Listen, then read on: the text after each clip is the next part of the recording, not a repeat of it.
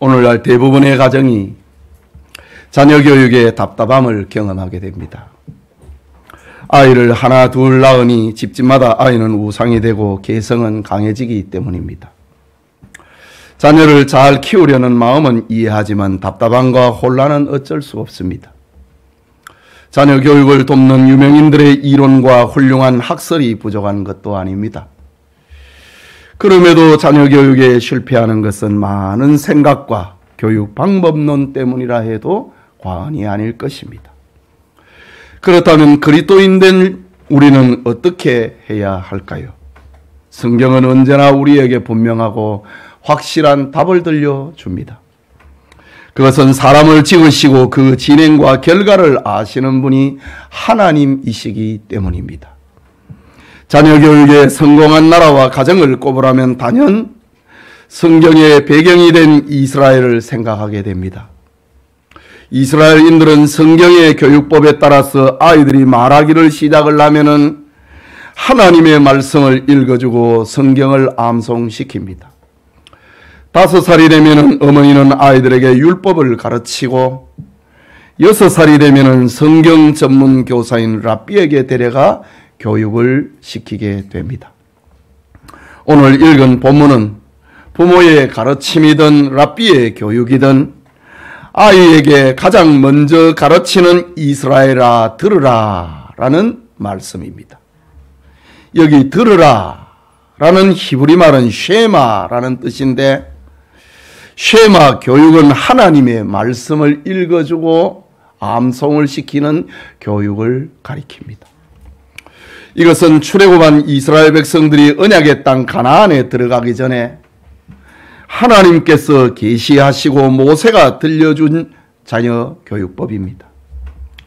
역사 속에서 이스라엘 백성들은 자녀들에게 쉐마 교육을 철저히 했을 때 승리와 영광의 날을 경험을 했습니다.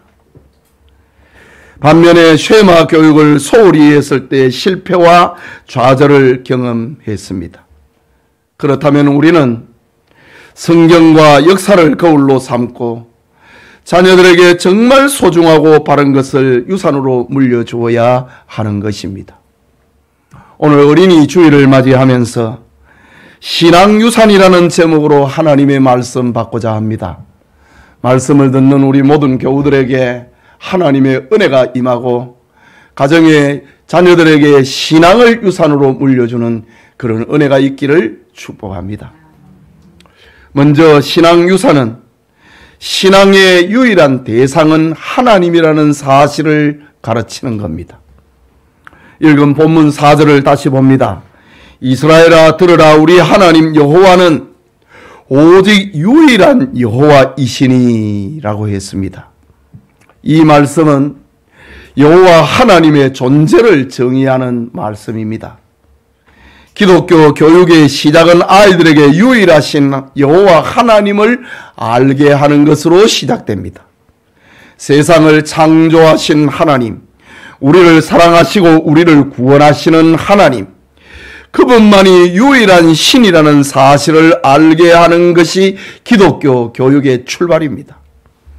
그 하나님께 자녀들로 하여금 무릎을 꿇고 경배하게 하고 매일의 삶 가운데 하나님의 통치를 인정하게 하는 것입니다.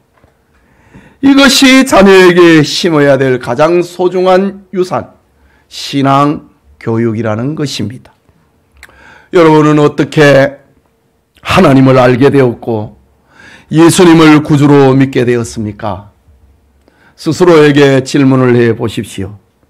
하나님은 영이라서 눈에 보이지 않는데 여러분은 어떻게 하나님을 믿게 되었느냐라는 것입니다. 신학적으로 사람이 하나님을 알게 되는 통로는 크게 두 가지입니다. 첫째는 자연과 만물에 새겨진 신성을 통하여서 신의 존재를 알게 되는 겁니다. 지구상에 존재하는 형형색색의 식물들은 창조자의 존재를 알려줍니다. 진화론과 우연으로서는 도무지 증명할 수 없는 동물과 곤충들, 그리고 우리의 존재와 움직임에는 신의 존재 없이는 설명할 길이 없습니다. 광활한 우주와 셀 수 없는 별들, 그리고 자기 자리를 지키는 별들과 바닷물의 경계는 창조자의 존재와 그의 설계 없이는 이해할 수가 없는 것입니다. 그래서 다윗은 하늘이 하나님의 영광을 선포하고 궁창이 그의 손으로 하신 일을 나타내는도다. 자연 만물 속에서 새겨져 있는 하나님을 노래했던 다윗의 모습입니다. 또한 인간의 속에는 동물과는 전혀 다른 양심이 있습니다. 그리고 영원을 사모하는 마음이 있습니다. 이것은 신의 성품인데, 이런 신의 성품은 하나님이 없이는 설명할 길이 없는 겁니다. 그래서 바울은 창세로부터 그의 보이지 아니하는 것들, 고 그의 영원하신 능력과 신성이 그가 만드신 만물에 분명히 보여 알려졌나니 그러므로 그들이 핑계하지 못할지니라 라고 선언하고 있습니다. 하나님이 만드신 이 자연계 우주에는, 그리고 사람의 심령과 양심에는 하나님의 형상이 새겨져 있다고 합니다. 마치 우리가 무슨 물건을 만지면은 거기에 지문이 남던 것처럼 이 하늘과 땅과 바다와 그 가운데 있는 모든 것들에는 하나님의 신성이 새겨져 있다고 합니다. 그래서 사람들은 신의 존재를 부인할 수가 없는 겁니다. 창세로부터 그의 보이지 아니하는 것들, 고 그의 영원하신 능력과 신성이 그가 만드신 만물에 분명히 보여 알려졌나니 그러므로 그들이 핑계하지 못할지니라. 자연계를 보면서, 우주를 보면서, 사람의 양심과 영혼을 사모하는 마음을 보면서 신의 존재를 부인할 수 없다 라는 말입니다. 이것을 자연계시라고 합니다. 우리는 자연계시를 통하여서 신의 존재를 배우고 알게 되는 겁니다. 둘째로 우리가 하나님을 알고 믿게 되는 것은 성경과 성령을 통해서 하나님을 믿게 됩니다. 사람이 자연과 만물을 아무리 연구하고 관찰한다고 할지라도 그 창조자가 여호와 하나님이라는 사실을 알 수는 없습니다. 만약에 그럴 수 있다면 세상에 있는 모든 자연과학자들이 기독교인이 되어야 할 것입니다. 그러나 현실은 그렇지 않습니다. 알다시피 인간이 이룬 과학의 결과는 무엇입니까? 로마서 1장 22절과 23절을 보면은 스스로 지혜 있다 하나 어리석게 되어 썩어지지 아니하는 하나님의 영광을 썩어질 사람과 새와 짐승과 기어다니는 동물의 모양의 우상으로 바꾸었느니라. 하나님의 신성이 하나님이 만드신 만물에 담겨 있는데 사람들의 과학의 결과를 가지고 신은 존재하는데 그 신이 여호와 하나님이라는 사실을 알지 못하기 때문에 썩어지지 아니하는 하나님의 영광을 썩어질 사람과 새와 짐승과 기어다니는 동물의 모양으로 만들어 버렸습니다. 이것이 세상에 존재하는 인본주의 종교입니다. 이것이 자연계시의 한계라고 하는 것입니다. 자연계시에는 분명히 신의 존재를 말을 하고 있습니다. 그런데 그 자연계시를 가지고는 그 신이 여호와 하나님이라는 사실을 알지 못하기 때문에 자연계시는 한계를 겪게 됩니다. 하나님은 이런 자연계시의 불충분성 때문에 특별 계시인 성경을 주셨습니다. 하지만 사람이 성경을 읽는다고 다 하나님을 알고 믿는 것은 아닙니다. 어떤 사람은 성경을 누구보다 많이 알고 성경에 관련된 책을 써서 유명인의 이름을 얻으면서도 하나님을 믿지 않는 이가 있습니다. 왜 이런 일이 일어나는 것일까요? 이유는 그 사람의 마음에 성령이 역사하지 않기 때문입니다. 성령의 역사가 없기 때문입니다. 그렇습니다. 결코 인간의 방법과 지혜로는 하나님을 알 수가 없습니다. 그래서 하나님이 보내신 성령님이 우리 마음의 자연계시를 통하여서 신의 존재를 인정하게 만들고 특별계시인 성경을 믿게 해야만 신자가 될 수 있는 것입니다. 그래서 사도 바울은 고린도전서 12장 3절에 성령으로 아니하고는 누구든지 예수를 주시라 할 수 없느니라. 성경을 읽어도 예수님이 나의 구주, 나의 하나님으로 믿어지지 않는 것은 성령이 그 사람의 심령 속에 역사하지 않기 때문이라고 합니다. 성령으로 아니하고는 누구든지 예수를 주시라고 신할 수 없다고 했습니다. 그리고 보면은 오늘 우리가 이 자리에 앉아 있고 하나님 신앙을 고백을 하고 하나님께 기도하고 하나님의 영광을 노래하는 찬송을 부르고 헌금하는 모습은 참으로 신비입니다. 우리가 지금 신앙의 행렬에 있는 이유를 찾는다고 하면은 그것은 우리 안에 역사하시는 오직 성령 때문입니다. 성령님이 우리 안에 역사하시기 때문에 오늘 주일을 맞이하여서 신앙의 행렬을 그 가운데 우리가 있는 것입니다.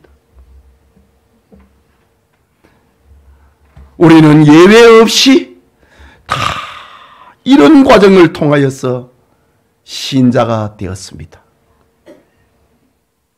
오늘 성경의 이스라엘 백성들이 하나님을 믿게 되는 것도 우리와 같은 이유입니다. 그래서 모세는 자녀들에게 성령이 역사하도록 기도하며 자연계시와 특별계시에 나타난 여호와 하나님만이 유일한 신앙의 대상이라는 사실을 가르치라 꼭 권면하고 있는 겁니다. 이것이 자녀를 진정 행복하게 만들고 자녀를 성공하고 형통하게 만드는 신앙의 유산입니다. 깨닫는 은혜가 우리 교우들과 함께 하기를 축복합니다. 둘째로 신앙의 유산은 하나님을 사랑하는 법을 가르치는 겁니다. 우리가 믿는 여호와 하나님은 유일한 하나님이시고 유일한 신앙의 대상입니다. 하지만 그것만으로는 부족합니다. 하나님이 원하시는 것은 하나님을 시인하고 인정하는 단계에 머무르지 않고 은혜를 베푸시는 하나님을 사랑하기를 원하십니다. 하나님께서 원하시는 사랑은 특별합니다. 오늘 5절에 보면은 너는 마음을 다하고 뜻을 다하고 힘을 다하여 내 하나님 여호와를 사랑하라고 합니다. 이것이 하나님께서 우리에게 요구하시는 사랑입니다. 마음, 뜻, 힘, 이것은 인간의 안과 밖을 말하는 겁니다. 인간의 전부를 말하는 겁니다. 전부를 동원하여 하나님을 사랑하라고 합니다. 내 모든 것을 드려도 아깝지 않도록 하나님을 사랑하고 자식들에게 가르치라고 합니다. 이유가 무엇일까요? 우리를 향한 하나님의 사랑에 비하면은 우리가 할 수 있는 사랑은 전부를 동원한다 할지라도 뒷걸과 같은 것이기 때문입니다. 우리를 향한 하나님 사랑의 절정은 독생자 예수 그리스도를 십자가에 죽게 하시기까지 하는 사랑입니다. 우리를 향한 하나님의 사랑은 이런 것이니 너희도 마음을 다하고 힘을 다하고 뜻을 다하여 내 하나님 여호와를 사랑하라. 네 자녀들에게 가르치라. 라고 합니다. 이런 하나님의 사랑이 아브라함으로 하여금 100세에 얻은 독자 이삭을 번제로 바치라고 하는 하나님의 명령에 순종하게 합니다. 사실 독자 이삭은 아브라함에게 있어서 전 재산보다도 더 소중하고 아내나 자기 목숨보다도 더 소중한 것입니다. 그런데 아브라함은 독자 이삭을 하나님께 번제로 바쳤습니다.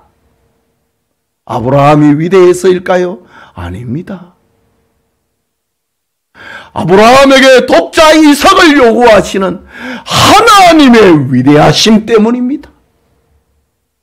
하나님이 얼마나 크시고 하나님의 사랑이 얼마나 컸으면 아브라함이 그 하나님을 향하여 독자 이삭을 번제로 바쳤을까? 죽게 받은 사랑 때문입니다. 그 사랑은 죽은 자 가운데서도 다시 살리시는 그런 사랑이라는 것을 믿기 때문에 이삭을 3일 길을 가서 모리아산에 장작을 펴놓고 그 위에 아들을 묻고 칼을 내리치려고 합니다. 아브라함아, 아브라함아, 그 아이에게 손대지 말라. 이제야 네가 나를 사랑하는 줄 알겠노라. 이제야 네가 마음을 다하고 뜻을 다하고 힘을 다하여 나를 사랑하는 줄 알겠노라. 그러면서 하나님은 아브라함에게 더 큰 복의 보따리를 열어놓으십니다. 그래서 요한일서 4장 10절에는 사랑은 여기 있으니 우리가 하나님을 사랑한 것이 아니요 하나님이 우리를 사랑하사 우리 죄를 속하기 위하여 화목제물로 그 아들을 보내셨음이니라. 우리가 아무리 하나님을 사랑한다 할지라도 사랑은 하나님께 있다고 합니다. 우리가 하나님을 사랑한 것이 아니고 하나님이 우리를 사랑하신 결과 그 사랑의 티끌 같은 것을 가지고 우리는 하나님을 사랑하는 겁니다. 그러나 사람의 편에서 보면은 마음을 다해라. 뜻을 다해라. 힘을 다해서 하나님을 사랑하라. 라고 말씀하는 겁니다. 여러분, 자녀들은 유산이 없어도 살 수 있습니다. 훌륭한 집을 물려주지 않아도 살 수 있습니다. 그런데 반드시 물려주어야 할 것은 하나님을 사랑하되 전부를 동원하여 사랑하라고 가르치는 것입니다. 믿음의 사람 유니게는 어린 아들 디모데에게 하나님을 사랑하라고 하는 쉐마 교육을 철저히 행했습니다. 그 결과 디모데는 에베소 교회를 목회하면서 역사에 남을 눈물이 있는 사람, 거짓이 없는 믿음의 사람이 되었습니다. 신앙인 갑부 록펠로의 어머니 엘리자 다비슨이 이 세상을 떠날 때 어린 아들에게 10가지 유언을 남깁니다. 첫째는 하나님을 친아버지로 섬겨라. 둘째는 목사님을 하나님 다음으로 잘 섬겨라. 셋째는 주일 예배를 본 교회에서 드리도록 하라. 넷째는 오른쪽 주머니는 항상 11조 주머니로 하라. 다섯째, 아무도 원수를 만들지 말라. 여섯째, 아침에 목표를 세우고 기도하라. 일곱째는 저녁에 잠자리에 들기 전에 반성하고 기도해라. 여덟째, 아침에는 꼭 하나님의 말씀을 읽어라. 아홉째는 도울 수 있으면 힘껏 도와주라. 열째, 예배 시간에는 항상 앞에 앉도록 해라. 록펠러의 어머니가 아들에게 남겨준 유언입니다. 세계적인 갑부가 되어서 하나님을 사랑한 록펠러의 뒤에는 이처럼 전부를 들여 하나님을 사랑하라고 가르쳤던 어머니 엘리자 다비슨의 유언이 있었습니다. 하나님을 사랑하되 전부를 들여 사랑하는 것을 자녀에게 가르치는 성도님이 되시기를 축복합니다. 마지막으로 신앙유산은 하나님 말씀대로의 삶을 보여주는 겁니다. 본문 6절에서 9절을 다시 봅니다. 오늘 내가 네게 명하는 이 말씀을 너는 마음에 새기고 자녀에게 부지런히 가르치며 집에 앉았을 때에든지 길에 갈 때에든지 누워있을 때에든지 일어날 때에든지 이 말씀을 강론할 것이며 너는 또 그것을 내 손목에 메어 기호를 삼고 내 미간에 붙여 표를 삼고 내 집 문설주와 바깥문에 기록할지니라. 이 말씀을 너는 마음에 새기라. 이 말씀을 강론하라. 이 말씀을 기록하라. 이것은 다 하나님 사랑의 실천입니다. 오늘날 자녀 교육의 가장 큰 문제는 보여주지 못하는 것이 아닙니까? 아이들이 부모에게 거역하는 것도 부모가 말만 앞서고 보여주지 않기 때문입니다. 농담이지만은 자녀 교육에 의미심장한 이야기 하나가 있습니다. 어떤 아이가 혼자 집에서 육아백과 사전을 읽고 있습니다. 어울리지 않는 아이의 모습입니다. 집에 돌아온 어머니는 깜짝 놀라서 어째서 그 책을 보느냐고 물었습니다. 그랬더니 아이가 부모님이 나를 교육 원리에 따라서 양육하는지 알려고 육아백과 사전을 읽고 있다고 말했다고 합니다. 우스운 이야기이지만은 요즘 아이들은 이렇게 영악합니다. 중요한 교훈은 부모의 생활과 부모의 교육을 아이가 보고 있다는 겁니다. 부모가 이기적으로 살면 아이도 이기적인 사람이 됩니다. 부모가 술주정하고 욕하고 때리고 부수면 아이도 그것을 배웁니다. 반면에 부모가 주일을 성수하고 헌금생활과 봉사생활과 이웃사랑에 열심이면 아이들도 그것을 배우게 되어 있습니다. 그러니 부모는 바른 신앙의 본, 축복의 본을 보여주어야 하는 겁니다.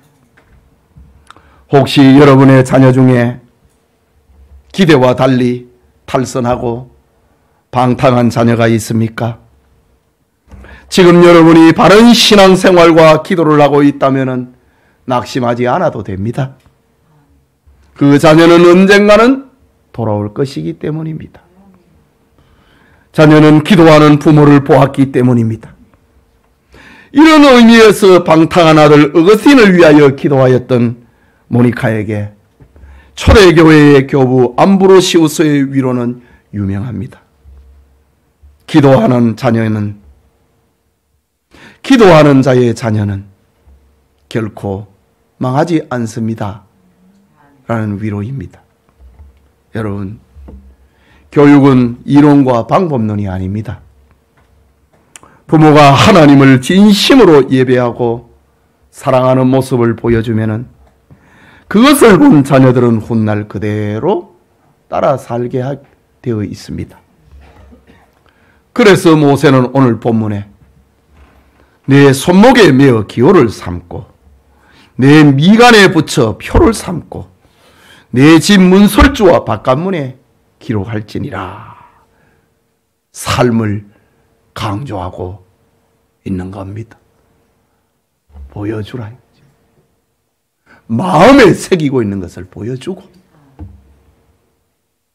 마음을 다하고 뜻을 다하고 힘을 다하여 하나님을 사랑하는 것을 가르치고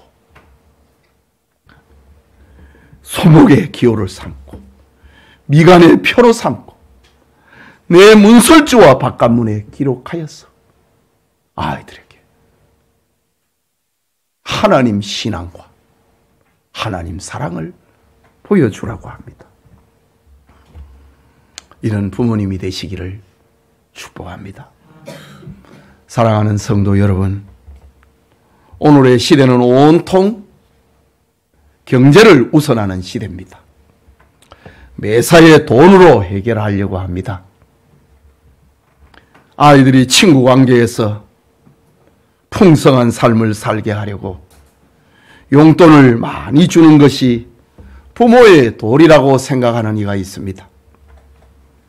아이에게 값비싼 옷을 입히고 비싼 신을 신기고 좋은 음식을 먹이는 것을 부모가 할 도리라고 생각하는 이도 있습니다. 아이들이 학교에 가서 누구를 괴롭히는 것에는 상관을 하지 않고 내 자식은 기죽지 않아야 된다고 하는 그런 교육론을 가지고 있는 부모도 있습니다. 인본주의 교육의 한계는 이렇습니다. 경제 우선, 성공 우선, 출세 우선의 자녀 교육이 오늘의 사회를 더욱 병들게 만들고 있는 것입니다. 그러나 하나님은 성경과 역사를 통하여서 우리에게 진정 행복하고 성공적인 자녀 교육을 알려주고 있습니다. 그것은 자녀들에게 신앙의 대상은 오직 여호와 하나님밖에 없다는 사실을 가르치는 겁니다. 자녀에게 마음과 뜻과 정성을 다하여 하나님 사랑을 가르치는 것입니다. 자녀에게 하나님 신앙과 하나님 사랑을 보여주는 것입니다. 사탄은 우리의 귀에 지금도 너는 늦었다, 너는 이제 틀렸다 라고 속삭입니다. 그러나 순종하면은 하나님의 능력이 우리의 가정을 새롭게 해 주십니다. 요한계시록 2장 17절에는 내가 감추었던 만나를 주고 흰 돌을 줄 터인데 그 돌 위에 새 이름을 기록한 것이 있나니 받은 자 밖에는 그 이름을 알 사람이 없느니라 약속하고 있습니다. 순종하는 자, 회개하는 자, 이기는 자에게 하나님께서는 감추인 만나를 주신다고 합니다. 흰 돌을 주신다. 승리의 돌을 주신다. 그 돌 위에 새긴 새 이름이 있는데 그것은 받은 자만이 안다. 회개하는 자만이, 순종하는 자만이 그 돌에 새겨진 이름을 읽을 수 있다는 말입니다. 오늘 어린이 주일에 영천의 온 성도님들이 신앙유산을 자녀들에게 물려주는 생명운동, 축복운동이 일어나기를 축원합니다. 우리 말씀을 생각하고 같이 기도합시다. 여러분, 우리는 지금 다 산 거 아닙니다. 아직 기회가 있습니다. 어린 아이든지 큰 아이든지 순종하면 됩니다. 회개하면 됩니다. 하나님의 말씀대로 행하면은 감추어 놓았던 만나를 너에게 주겠다고 합니다.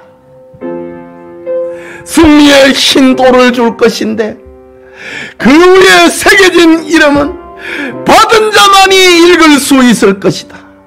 회개하는 자만이, 순종하는 자만이, 이기는 자만이 그 이름을 읽을 수 있을 것이다 라고 말씀하고 있습니다. 하나님은 우리에게 어정쩡하게 말씀하지 않습니다. 확실합니다. 그래서 마음을 다하고 뜻을 다하고 힘을 다하라고 합니다.